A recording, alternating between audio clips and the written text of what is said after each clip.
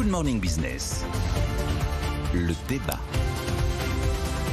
Alors, on commence par vous, Nicolas Dose. À quoi va ressembler l'économie française sous Marine Le Pen? Je vais prendre 4 portes d'entrée et puis je vais laisser réagir Jean-Marc Daniel. D'abord, sur la question des déficits, il est clair qu'elle dépense plus qu'Emmanuel Macron, avec la réforme des retraites, mais pas dans le même sens. On l'a bien vu, avec une série de dépenses fiscales quand même très importantes, et avec des embauches de fonctionnaires notamment, le tout avec un financement qui, comme souvent, est quand même très hypothétique. Parce que, encore une fois, les milliards de la lutte contre la fraude fiscale et sociale, pour aller les retrouver, c'est pas simple. Ça fait des années que sur la fraude fiscale, on a fait des gros efforts. Ça avait commencé avec Michel Sapin. Sur l'ensemble de ces gros efforts, on a réussi à ajouter 1 milliard de plus recouvré. On est passé à peu près de 9 à 10 en faisant des gros efforts. Imaginez qu'on va faire 15 d'un coup. Il y a peu de chance. Et puis l'idée qu'on ne va pas verser des prestations à des étrangers, ça rapporterait presque un point de PIB, ça semble aussi un petit peu ambitieux. La deuxième porte d'entrée, c'est la compétitivité, les exportations. On est clairement devant une offre politique qui est beaucoup plus une offre de politique de la demande qu'une politique de l'offre. Oui, tout le monde le sait, c'est quand même fortement teinté le protectionnisme, même s'il y a quand même une forte baisse des impôts de production avec la suppression de la CFE et la suppression de la C3S. Après, la troisième porte d'entrée, c'est le pouvoir d'achat. Très objectivement, Marine Le Pen va plus loin qu'Emmanuel Macron, c'est clair. Il y a la fameuse baisse de cotisation patronale pour les patrons qui acceptent d'augmenter leurs salariés, la baisse de la TVA sur l'énergie, la suppression de la redevance télé et le zéro impôt sur le revenu jusqu'à 30 ans. Je ne reviens pas sur les questions de financement, le problème est le même.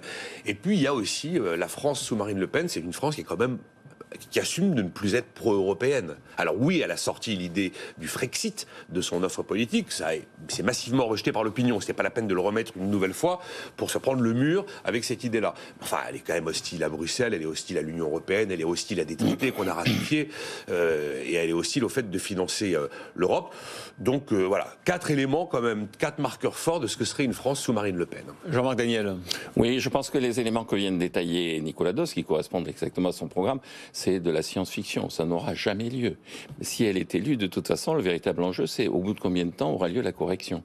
C'est-à-dire en 1981, la correction a pris 1 an. En 1995, Chirac a cédé au bout de 6 mois.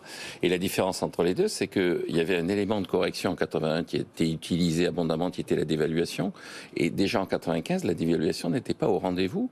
Et le seul enjeu, c'était effectivement la capacité que nous avions à négocier la solidarité de nos partenaires européens. Ça veut dire que ce qu'a pu faire Trump, parce qu'il était à la taille de l'économie américaine, on ne pourrait pas le faire au niveau français? Non, on ne pourrait pas le faire au niveau français parce que Trump, il gérait la monnaie mondiale, donc son déficit, sa débalance des paiements courants était absorbé par l'économie mondiale. Et son pari sur la baisse des impôts, on lui a laissé le temps de le faire. On lui a laissé le temps de le faire et il a creusé de façon considérable le déficit extérieur dans une économie américaine qui, de toute façon, ne se soucie pas du déficit extérieur. La France a le principal déficit extérieur de la zone euro et la France ne peut pas se permettre d'en rajouter.